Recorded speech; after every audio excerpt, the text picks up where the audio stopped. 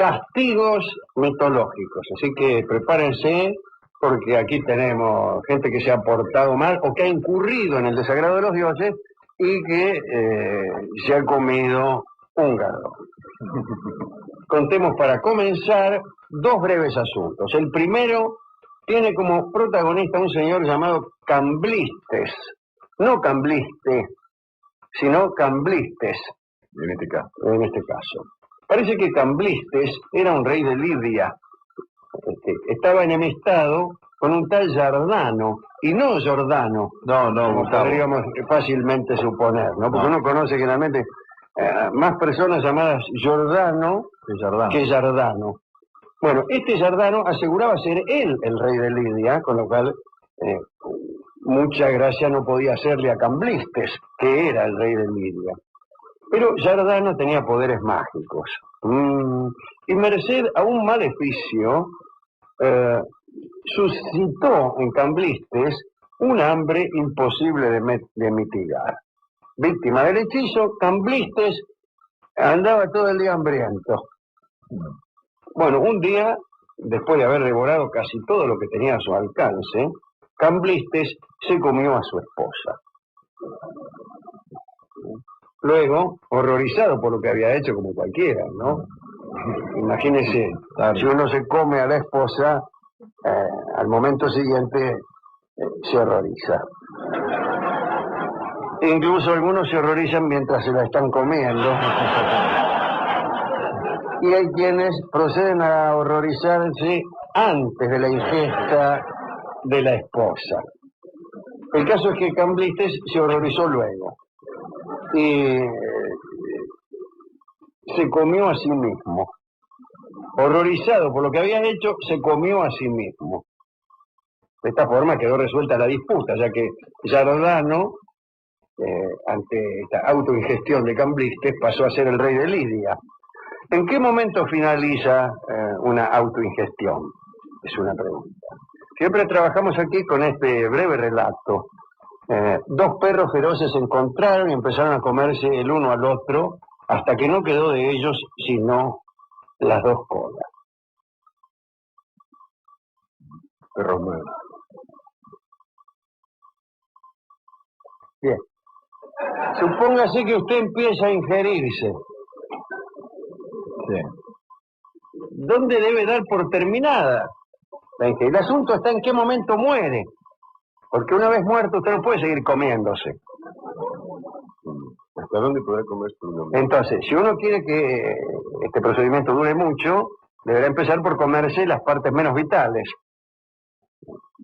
Los brazos, las piernas, y dejar el corazón y los órganos centrales para el último. Para el postre, el que no alcanzará a comer del todo. Hay una cosa que voy a decir así. El que se come a sí mismo siempre algo deja.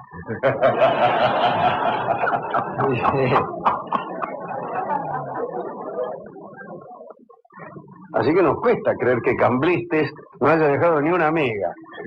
Pero está bien. Bien, otro castigo.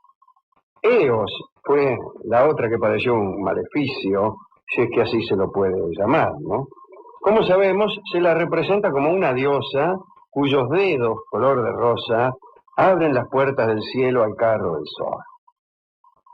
Su leyenda está repleta de amores, pero está repleta de amores por el siguiente motivo. Parece que Eos se unió, por no decir otra cosa, una noche al dios Ares. Se encontraron y Ares aprovechó para unírsele. O para unírsela, ¿cómo se dice? Depende de quién lo diga. Bueno, el caso es que Afrodita se puso celosa de esta unión. Entonces, según los mitógrafos, la castigó a Eos, la aurora, condenándola a estar eternamente enamorada. Me dirá algún romántico, esos que nunca faltan. Bueno, eso no es un castigo, sino una bendición. Le diré yo, craso error. Craso error. Veamos qué sucedió con Autoleonte. Dicen que cuando los locrios combatían, no locro, no debe confundirse locrio, que es un gentilicio, con locro, que es una comida. Cuando los locrios combatían, dejaban un hueco en sus filas en honor a Áyax, su compatriota muerto. Los locrios creían que el héroe acudía a luchar en medio de ellos. Un día entraron en combate contra los habitantes de Crotona, y uno de estos habitantes, llamado Autoleonte, quiso penetrar en las líneas locrias a través del espacio vacío dejado a Áyax. Pero entonces sucedió algo inesperado. Apareció un fantasma. El fantasma del finado Áyax, probablemente. El alma del viejo Santos. Ese fantasma hirió a Autoleonte gravemente en un muslo. Muy bien. Esto no es la parte central de la batalla. Sí de la batalla, pero no de la historia. Porque Autoleonte se retiró de la batalla y notó que a medida que pasaban los días, la herida empeoraba. Entonces fue a consultar a un oráculo. Y el oráculo le dijo, con la oscuridad que es propia de tales instituciones, que era víctima de un maleficio por haber ofendido a un muerto. El muerto parece que era Áyax. Bueno, el caso es que la herida de Autoleonte emanaba ya, disculpen ustedes que están aquí probablemente comiendo, emanaba ya olores fétidos. Che, qué olor fétido, decía alguno. Me parece que es la herida de Autoleonte. Y todos sus compañeros se alejaban de él. Según el oráculo, si Autoleonte pretendía que su herida sanara, debía ir a la llamada Isla Blanca, que es en la desembocadura del Danubio. ¿Dónde desemboca el Danubio? En el Mar Negro, me parece a mí. Y ofrecer allí sacrificios expiatorios a Áyax, el locrio. Había también que cantar una palinodia, la palinodia que aparece en la prosa de algunos periodistas pretenciosos, es un canto de retractación y de reconocimiento del error cometido. Ay, ay, ay, he sido yo. Ahora bien, llegó nomás Autoleonte a la Isla Blanca, cantó su palinodia y por fin el maleficio, el castigo, pudo curar. Eso no me gustó tanto, esta herida. No. No. A ver, me gusta más lo que le pasó a Diomedes. Afrodita, recuerde la guerra de Troya, concedió su protección a Paris durante la guerra de Troya. Cuando Paris se batió contra Menelao y estuvo a punto de morir, Afrodita lo salvó del peligro. Más tarde protegió también a Eneas cuando iba a ser muerto por Diomedes. Y en esa lucha fue cuando Diomedes consiguió nada menos que herir a una diosa. Uno de los pocos casos en que un mortal ensarta cual churrasco de crotón a un dios. Después vino el triunfo sobre Troya, y ahí cuando terminó el asunto, Afrodita, ofendida, maldijo a Diomedes. Y lo perjudicó de la siguiente manera. Atención. Inspiró en la mujer de Diomedes, Egialea, pasiones imposibles de detener.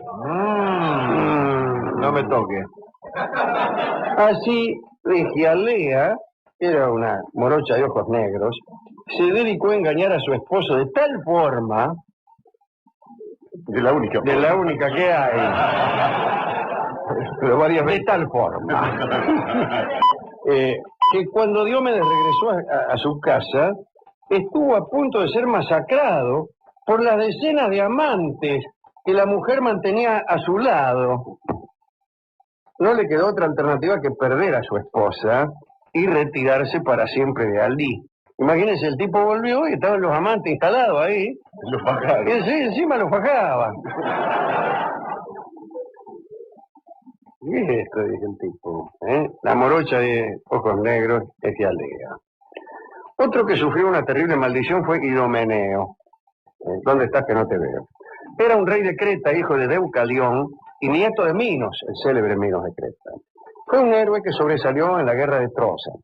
Mandaba la flota cretense con 80 naves. Cuando la guerra terminó e inició su regreso a Troya, su regreso de Troya a Creta, la flota de Idomeneo se vio azotada por una tempestad. Los vientos no se detenían. Bueno, en un momento, pensando en que iban a ser todos finados, Idomeneo ofreció a los dioses sacrificar el primer ser humano que encontrara en su reino si llegaba sano y salvo. Dice, si salgo de esta, voy a sacrificar al primer ser humano que se me cruce en el camino cuando regrese a Creta. Bueno, llegó sano y salvo a Creta y resultó que la primera persona que se le presentó fue su hija. Entonces el tipo, ya que no podía dejar de ser fiel a la promesa, hizo un simulacro de sacrificio. Pero el dios del mar, que era el que había atendido el reclamo, no creyó, Poseidón, no creyó el simulacro, e inmediatamente se produjo en Creta una epidemia. Ahí termina, ¿no? Cuando los cretenses, no termina, se enteraron de la razón de la epidemia, sí, qué epidemia, ¿no? Sí, esto ¿sabe por qué? Porque este muchacho Idomeneo había prometido a Poseidón que iba a sacrificar una hija, o sea, qué sé yo, y no cumplió. Así que por eso padecemos esta epidemia, señor. Entonces se enojaron ellos y para aplacar el enojo del dios lo expulsaron a Idomeneo de aquellas tierras para siempre. Ese fue el destino, ¿no?, del héroe de Troya. De la epidemia no sabemos si terminó, a lo mejor sí, a lo mejor no. Acerca de los cretenses se refiere otra maldición parecida, de esta misma historia, una versión distinta de esta historia. Una vez le había tocado a Idomeneo ser árbitro en un concurso de bellezas que disputaban Tetis y Medea. Idomeneo eligió a Tetis, que es lo que yo hubiera hecho. Cosa que enojó mucho a Medea, imagínense. Dijo, todos los cretenses son unos embusteros. Y maldijo a la raza de Idomeneo, condenándola a no decir jamás la verdad. Y ese es el origen de un proverbio según el cual todos los cretenses son mentirosos. O también de la paradoja de Epiménides, versa sobre ese asunto, ¿no? Bueno, estos son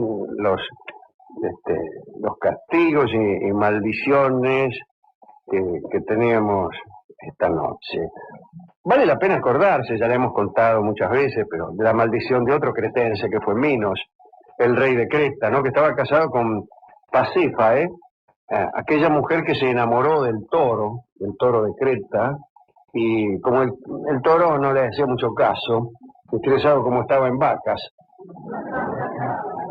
se hizo construir por Dédalo, de quien hablábamos el otro día, el famoso ingeniero, una vaca de madera y de no sé qué, que parecía real, parecía. Y se metió dentro de la vaca esta mujer, y el toro entonces se le unió. Es una aventura muy fuerte, ¿no? Pero Minos, el marido de esta mujer, tenía muchas aventuras amorosas. Y un día Pasífae se enojó. Y vos que hablás, le habrá dicho, ¿no? Y le echó a Minos una maldición espantosa. Y en virtud de esa maldición, todas las mujeres con las que el rey Minos se encontraba morían devoradas por escorpiones y serpientes que salían del cuerpo de Minos en el mejor momento. En el momento cúlmine del amor, Minos emitía escorpiones y serpientes que se abalanzaban sobre sus amantes, las picaban y le daban muerte. Imagínense, con esa fama ya nadie quiso acostarse con él. Si estaba solo, ¿no? No. Lo libró de aquella maldición Procris. Esta mujer consintió en compartir el lecho de Minos a cambio de un perro, compartir el lecho de Minos y en salvarlo de la maldición, a cambio de un perro que tenía Minos y que no dejaba escapar a la pieza que perseguía. Y también tenía Minos otro objeto que era una jabalina que jamás fallaba el blanco. A decir verdad, Procris conocía el antídoto en la librería del peligro de unirse a Minos. Poseía unas hierbas mágicas que le había dado la maga Circe. La muchacha cumplió su cometido, se acostó con Minos, no salieron escorpiones ni nada, pero como los celos de Pasífae seguían violentos, se retiró de la corte de Minos para siempre. Con respecto a este perro, el perro que no perdía la presa, se encontró en cierta ocasión con la zorra de Teumes, que era una zorra que no podía ser cazada. Imagínense, de aquel encuentro entre un perro que no perdía ninguna presa y una zorra que no podía ser cazada, podía haber estallado el mundo. Así lo comprendió Zeus, que convirtió inmediatamente a ambos animales en piedra, para evitar que la paradoja destruyera el universo. La paradoja, lo que es y no es al mismo tiempo, es peligrosa para la estabilidad universal. Que cuando viene la paradoja, algo revienta, y Zeus lo entendió así, dijo, un momento, si el perro la caza, está mal, y si no la caza, también. ¿Qué hago? ¡Pum! Convierto en piedra. Eso es un dios, diría yo, cauto y prudente. La palabra era prudente. ¿Qué iba a dejar que sucediera algo malo? Bueno, pero pobre Minos fue librado de esa desagradable emisión y pudo así seguir teniendo muchos amantes sin que éstas anduvieran a los saltos pisando cucarachas en el mejor de los momentos. ¿A quién dedicar esto? A Procris, me cae simpática esta amante que tuvo Minos, y a la pobre Egialea, aquella mujer que fue en realidad condenada para perjudicar al marido. Y realmente tener un estado de perpetuo enamoramiento, no, está bien, no, es una bendición, porque era un enamoramiento que no tenía un objeto de deseo pertinaz, huidizo, y que estableciera una relación de vasallaje, sino que eran muchísimos objetos de deseo que entraban y salían. Esa es la manera sana de amar. Muchos objetos de deseo que entran y salen, de la casa, quiero decir. Claro. Así que no fue una condena para ella. Sí para el marido, que desde luego, como todos los maridos, confundían el amor de su mujer con una propiedad. Entonces ya decía que me andan pisoteando el terreno.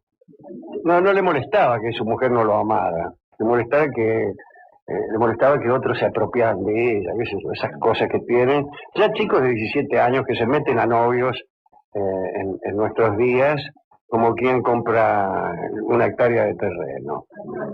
Dice que nadie me la pise, no te pongas este vestido, no vayas allá, no estudies esa carrera porque está lleno de tipos, no le hables a fulano porque qué van a decir de mí. ¿Y cómo que van a decir? ¿Qué me importa lo que digan de hoy? Soy una dama, no una hectárea. Pero hay gente que se erotiza más con hectáreas que con damas. Es verdad, muy bien. Yo por mi parte prefiero a las damas y las prefiero como Egialea, que tengan objetos de deseo muy cambiantes y muy plurales, de modo tal de poder ligar aunque sea una noche y ser uno de ellos. Egialea era morocha de ojos negros, y Ojos Negros se llama el tango que escucharemos en la versión del Quinteto Real, ¿no? Sí, del Quinteto Real, nuestros amigos. Adelante.